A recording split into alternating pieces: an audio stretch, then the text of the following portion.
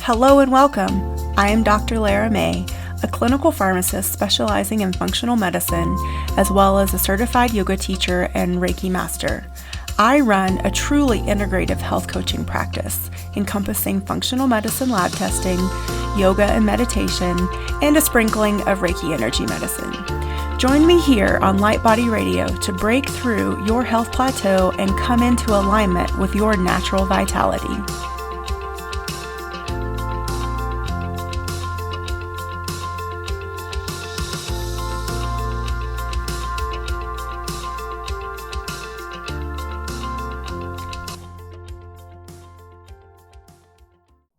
Hello and welcome everyone to another episode of Light Body Radio. I'm your host, Dr. Lara May, and today we have our wonderful guest, Stephanie May, licensed massage therapist, back in studio, so to speak.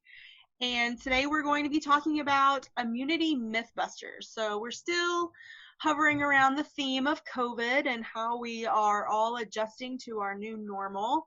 And so I thought I would bring Stephanie back in to talk about some actual cleaning things. So what can we do in our houses, our workplaces, wherever that we're using cleaning products?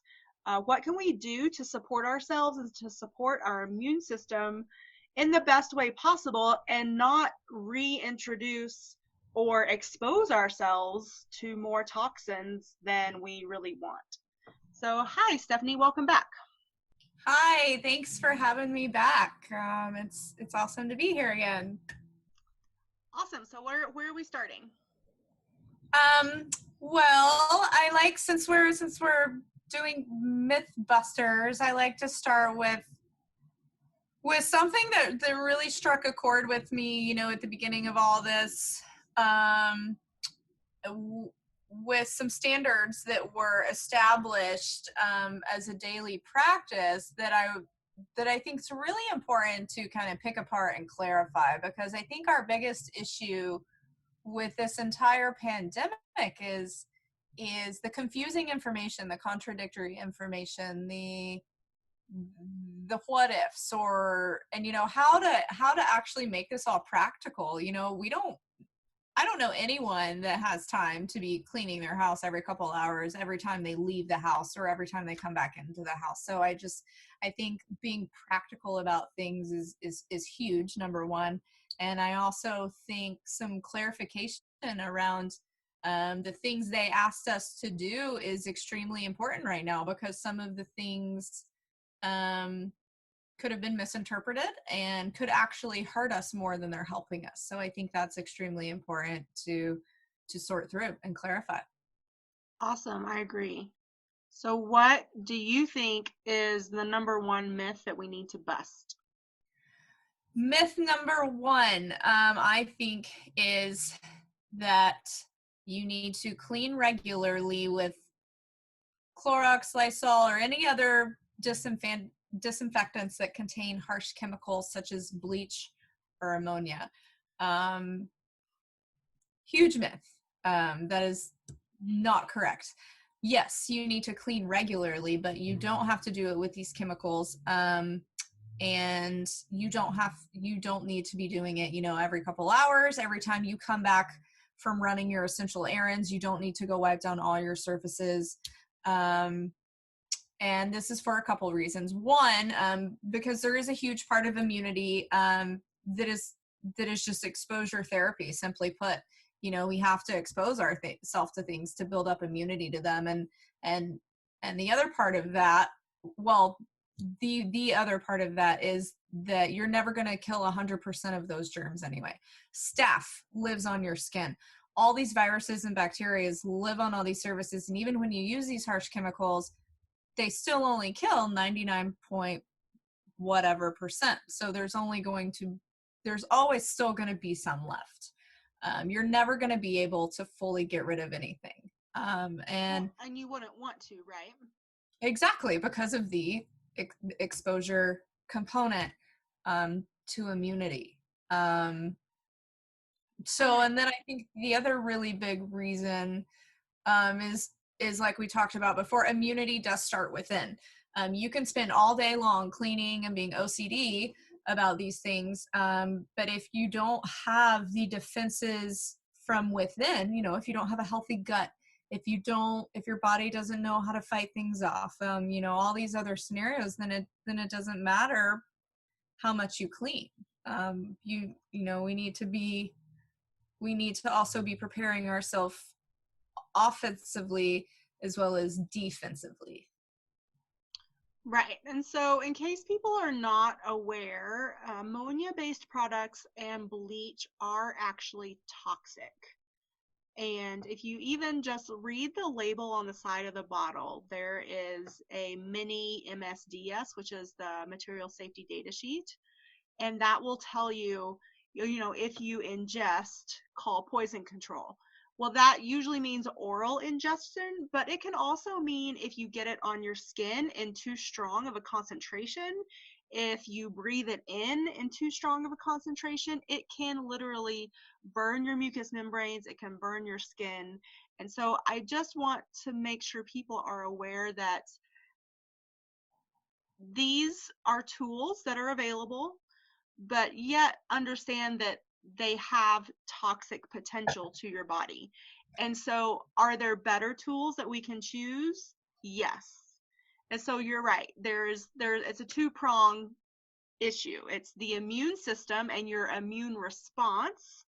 And if anyone is unclear about how your immune system works, you can go back and visit my previous podcast where I specifically take you through how our immune system functions. And it requires being exposed to something in order to build an immunity. You don't just magically have immunity to something. You have immunity because you've been exposed to it at least once, if not multiple times in small doses. And your body builds this memory response which protects you. And so, yes, you're right. And again, like you also mentioned, these chemicals, none of them are 100% with any agent. And so it's important for us just to be realistic, to be informed, to be aware and realistic with our expectations. And then also, I think it's healthy to ask ourselves, well, what do we want out of the quote health of our home? How do we want our cleanliness in our home to affect the health of our physical bodies? And so I don't think I don't think that's something that we think about very much in general, is all the toxins that we're exposed to in our effort to be clean. And the expectation of sterility is totally unattainable inside of a home. And again, that's okay. And so we just need to be, That's okay. yeah, exactly. So Like we need to be okay. comfortable with not being sterile, because we're not sterile beings. Like you mentioned, we have No. staph on our skin. We have all of these, like, and especially if you read about the microbiome or anything like that, our bodies are actually more mass of bacteria than they are of normal human cells. And so if you think about it that way too, then that maybe will take some of the fear about germs in your home down a notch, at least. And I think that's what, kind of going back to when I think a lot of the information out there is fear based, and I don't, and so I think that's I think that's important to like sort through like what you should actually be afraid of and what you shouldn't be afraid of. And if I'm afraid of anything, I'm more afraid of toxins in my home than I am coronavirus or the flu, because I am a walking testimony to toxins in my home, and what detoxing my home, the benefits of it can lead to. I am actually considered a high-risk person. I have metabolic disorder, which is a type of pre-diabetes. I've had viral meningitis twice, and I've had MRSA 3 times. So I've been through some stuff with my immune system, and I used to get sick all the time, left and right, nonstop. And it took me a really long time to solve that mystery and get to a place where I could not get every cold and flu that came around the corner. And once I finally got there and figured out, that equation, it made me very passionate about it, and very much wanting to educate others on that. So that's what I would like to dive into a little bit more, is something that you mentioned, how toxic those chemicals are. Ammonia can stay in the air up to 72 hours. So after you've cleaned with that, you're still breathing it for 3 days. And with that said, ammonia and bleach are neurotoxins. So they directly affect the chemistry in your brain and in your body. Your It nervous is, system. That's yeah, what, yeah, neurotoxin means. It's yes, attacking your nervous system. absolutely. That's your entire nervous system. That's all over your body, including your brain and your Yep. spinal cord, which are considered to be your central nervous system. So, yeah. Yep. So when you're breathing this in, you're affecting your smell receptors. Your and the list goes on. When you put it on your skin, which again we discussed the last time, is your largest organ. You directly absorb things through your skin into your bloodstream. So you're putting it into your bloodstream if you don't use gloves. And with that said, these chemicals have also been directly linked to cancers, especially reproductive cancer. And this information is readily available online. You can look on the FDA website. It's not a secret. Mm-hmm. And I appreciate that, when you're in a hospital environment, when you're in a mass, environment that has all type of infections and bacteria and diseases coming in, you do the need to be sterile is extremely more significant. And so I understand, why these things are used, and I do appreciate it, but it's not necessary in your home. Your home is not a hospital. Your home is not a surgery room. It's not. But you know what's really funny and ironic, as the fact that I still work in a hospital, so I am around a lot of toxic chemicals that are used to clean the multiple units that I go in and out of, and the pharmacy, which is where, we make the drugs that are dispensed to the rest of the hospital. Right. Is that if you look on the CDC's website, when they talk about what is the best thing to kill most viruses, bacteria, spore forming things like C. difficile, which is Clostridium difficile, they still recommend plain old soap and water. Yep. So yes, we have all these toxic chemicals, and I can tell you there's one that my employer just started using probably like 5 years ago, and I can't be in the department when it is being used because it is so inflammatory to my system. I get tightness in the chest. I can't breathe. I get a headache. It burns my eyes and my nose. Mm-hmm. I have to leave, and I can't come back for several hours. Yeah. And so that should tell you that if your body is reacting like that to any chemical, it is not good for you. Absolutely. I mean, So, that's literally how your body communicates with you. Your body yeah. communicates with you by pain, by allergic reactions, by it gets a stimulus, and it either responds like positively to it, like, yay, we like this does good things for us, or it says no, no thank you, like it doesn't. And um so that's a really big one, that if you are going to continue to use these chemicals, it is absolutely necessary that you use gloves, that you wear a mask, that you wear long sleeves and long pants. Like if you're a housekeeper, if you work in hospitality, you need to be wearing Mm-hmm. all your personal protective equipment, your PPE. And yes, this equipment is effective. So use it. Because it's really, it's also just about, statistics when it comes to percentage of exposure. Yes, are there going to be days that like I'm going to be exposed to these chemicals? Absolutely. I work in a medical office. I don't work in a hospital, but I work in a medical office. So every day I have to clean with some of these things because of the new COVID standards. But I put on a glove because it's the amount that I'm exposing myself to this chemical. I can either choose to expose myself all day long every day and be much higher risk to developing these cancers and having these reactions in my body, or I can choose to use my PPE and have the percentage of exposure extremely lowered. Yes, I can give you another example, which might seem really benign. And to me, I didn't even think about it until, so there, probably again about between 4 to 6 years ago. And I give you the range because it started 6 and it took me about 2 before I really came out the other side and started feeling better. But my hormones were all out of whack. And I just turned 40 this year. So it would be really it's not impossible, but it'll be really uncommon for a female of my age that is otherwise fairly healthy to be having such drastic hormone imbalances. And so I started doing some digging, and I found that the soap that they put throughout the entire hospital, that multiple hospitals use, so it's not just one hospital, because Mhm. during that time I've worked for 3 different hospital systems that use the same soap. Right. And that soap was found to directly interact and inhibit normal female hormone production. And Absolutely. if used long enough, could also contribute to reproductive cancers or sterility. And Hmm. so magically enough, about 2 years ago, the FDA took that soap off the market.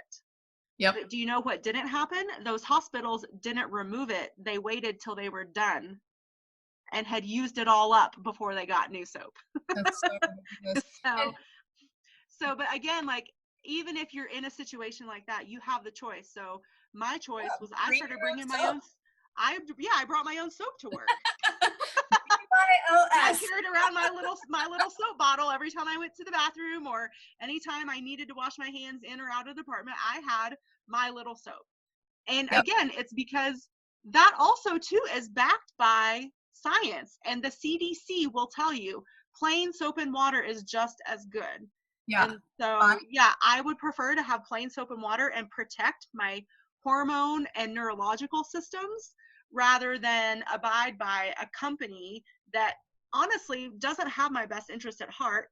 I'm an No. employee, I'm a dime a dozen, I can be replaced at any time. Yep. And I understand, like you said, we appreciate the fact that they're trying to kill superbugs. Right. But at the same time, superbugs develop because, just like the MRSA thing, the penicillin resistant bacteria. Bacteria is very intelligent. They're so highly intelligent. So the harsher chemicals and drugs, things we use, the more they're going to develop a resistance to it. So going back to these simple things and keeping it simple and just using soap and water and not using these chemicals or these drugs unless we absolutely have to is going to be, in my personal opinion, the key to lessening all these resistant strains of these you know very serious bacterias and viruses. Yeah, um, absolutely. Yeah, so I think, like you said, it's, and I don't want to beat a dead horse here, but just to sort of like um, get to a succinct conclusion with this first myth is that just be aware that these cleaners are toxic. So that's, I mean, we're talking about bleach, we're talking about ammonia, we're talking about toilet cleaners, we're talking about oven cleaners, heavy duty degreasers, that contain hydrochloric acid, phosphoric acid, sodium or potassium hydroxide, ethanolamines. All of these can cause skin burns, blindness, lung irritation, and cancer. So ideally, you choose an alternative. If you choose to continue to use them, please protect yourself with appropriate gloves, long sleeves. If you're going to be, depending on how you're applying it, you might need long pants, and then a mask. But again, I think for most of these, as consumers and users, you need to be aware of appropriate dilution. And we're not going to go into that today, but I think we're going to put the onus on you as the user if that's your choice, which is totally fine, because that's the beautiful thing about this life, is that we all have the opportunity to choose and make choices that are right for us, and hallelujah for that. But just yeah. just make sure that you are being an informed user of these things, and not only for yourself but for your family that's also in the house. Maybe you have a child that has asthma or some type of inflammatory breathing problem. And so I had a coworker that had such bad asthma that anytime the cleaning staff would come in and even clean with bleach, she would be sick for the next 3 days. Yeah. And I definitely have my personal stories too. Like I said at the beginning, you know, I'm a walking testimony to the benefits of detoxing your home. So going back to what you just said about, it's so important in general just to be an informed consumer. The world of, you know, my degree is in kinesiology, is in exercise and sports science, and I've had a lot of nutrition, but nowhere in any of that, nowhere in any of my psych classes and all the drugs and you know, the mental health medications we talked about, did we ever talk about food science or consumer science. Nowhere in kinesiology did we talk about, you know, and all the things I've studied over the years, not once have we ever talked about consumer science. And I think that's what controls a lot of our world these days. And I think that is the problem is, you know, like we learn about, just similarly, like we learn about parallelograms, but we don't learn how to do our taxes, you know? So it's like, so I think there's moving on to our second myth, I think is all about being an informed consumer and just knowledge. Knowledge is power. And the more you know, the further you're going to go. So what is myth number 2? So myth number 2 is that natural cleaners are not effective, which is not true. So, and it does go back to that whole, well, like, we'll define effective. If something's not 100% effective, then what do you consider to be effective to begin with? But instead of going into that mathematical debate, I just want to remember, you know, immunity starts from within, and food is medicine. Food is boost your immunity. Foods, essential oils, nature, all these things have actually been proven to help with your immunity and to cure disease. You know, the world of Chinese medicine is all herb and food based, in addition to acupuncture, and that's been around for how many thousands of years? Over 2,000 from what I understand. Yeah, I thought it was 3 to 4. So yeah, I said over. Yeah, so either way, the point is it's been around a really long time. And there's something to say for that. It works. And they, you know, there's also something to say for societies that have elderly that live to be a really long time. And they do for a reason. So one of the things I want to focus on with this myth, you know, there's a lot of different avenues we could go down with myth number 2 on natural cleaners, but I would like to focus on essential oils for this one, and all the different essential oils you can clean with that are just as effective. Yes. And so the we're list. Gonna give you some tools now. Now's the tool part. Yay! We've preached long enough. We're gonna give you some things you can implement in your daily life today. And so, yeah, take us through what those natural cleaning products / essential oils are, please. Well, I'm going to start with the most obvious one that everybody is familiar with. So on almost all your cleaning labels that you look like, especially your dish soap, you're going to notice on there that there's going to be citric acid. And that's not to be confused with ascorbic acid, but citric acid, aka lemon, orange, any citrus fruit, is a natural disinfectant. And the word disinfectant means, yes, it kills bacteria. That's why it's used in cleaners, because it is so very powerful. Ascorbic acid is vitamin C for boosting your immunity. So that's where like the difference is there. But straight up, just diluting some lemon oil in a spray bottle with, even in combination with some other essential oils, is just as effective as, and is much safer at cleaning your countertops or your bathroom than your other chemical cleaner. Yeah, so just to add to that, excuse me, the citric acid or lemon essential oil, or is it any of the citrus family, or is it mainly lemon? It's in orange too, for sure. And I also want to say it's lime. It's lemon, lime, and orange. Absolutely. Okay. I would have Bergamot? to I would have to look into some others to. Okay, because bergamot's in the citrus family too, isn't it? Yes, I think so. Okay. So yeah, so not only does it kill bacteria, but it also kills mold and mildew.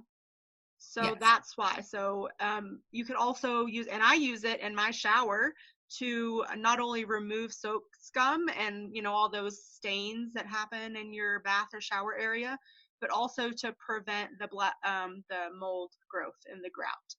So And another antifungal, moving on to our next oil.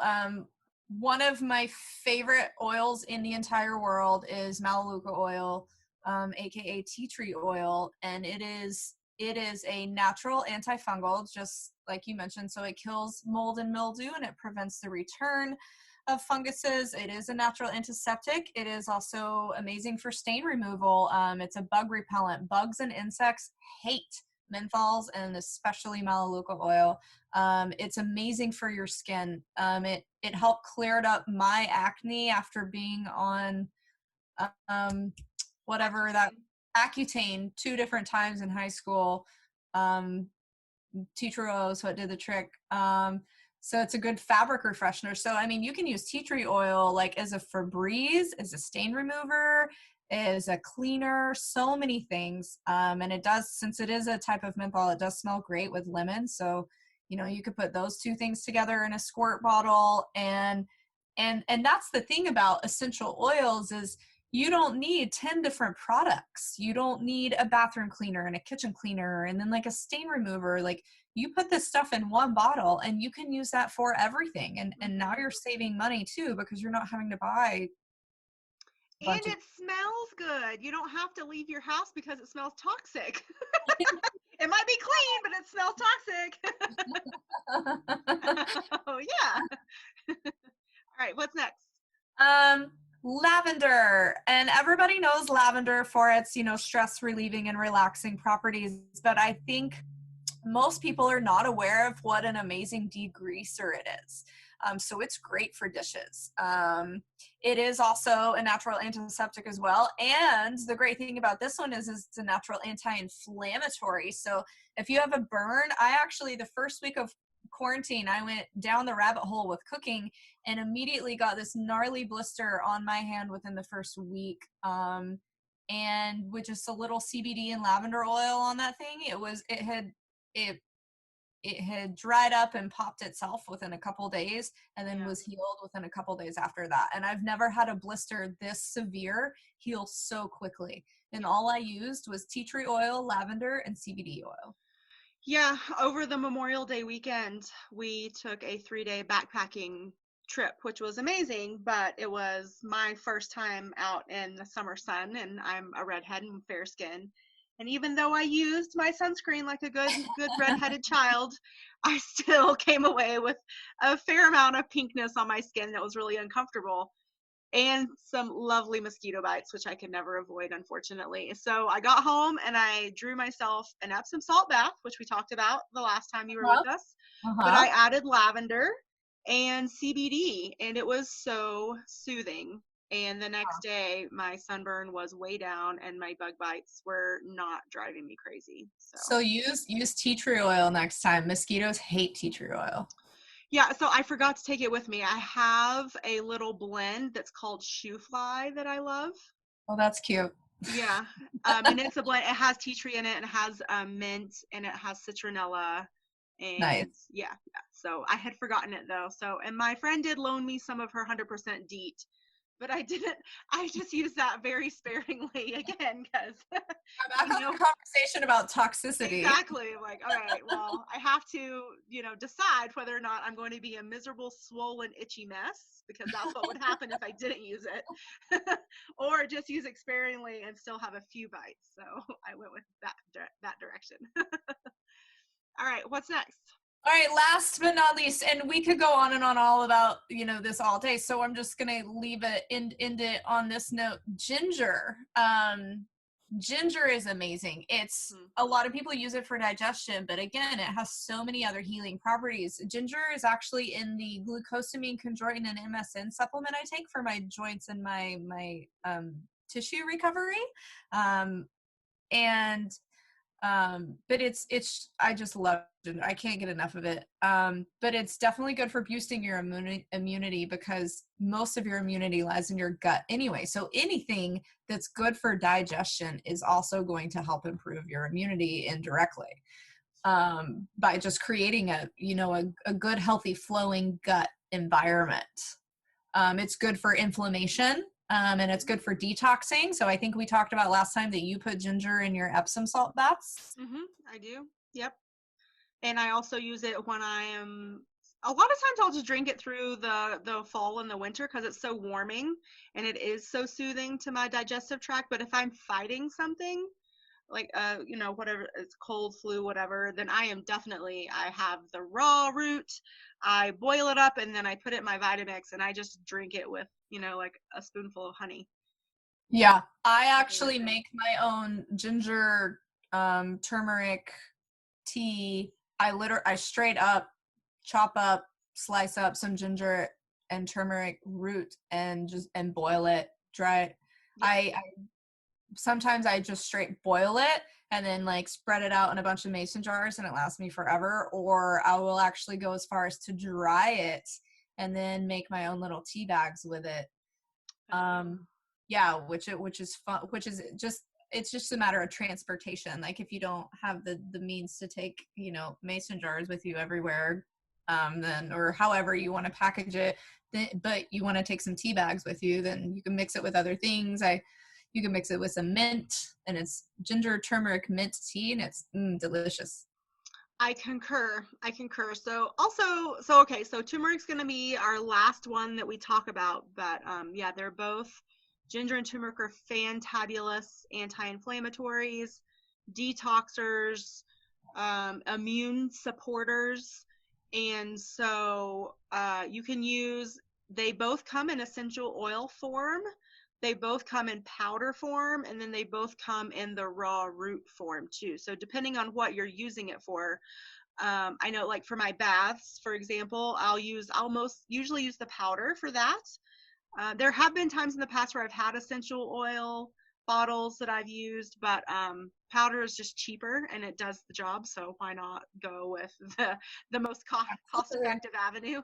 So yeah, and then like for oral ingestion, I prefer the raw roots, either boiled and blended. Yeah, cool. Anything else? I mean, I think that's a lot for one day. But again, we could take different avenues with myth number 2. So I'm sure we'll be going down this road again in a different way in some future date. Okay, cool. So I just want to tie it all up with asking the audience, you wonderful Light Body tribes, to think about what we talked about today, and think about, how the environment that you want to create in your home, maybe even at your desk at work.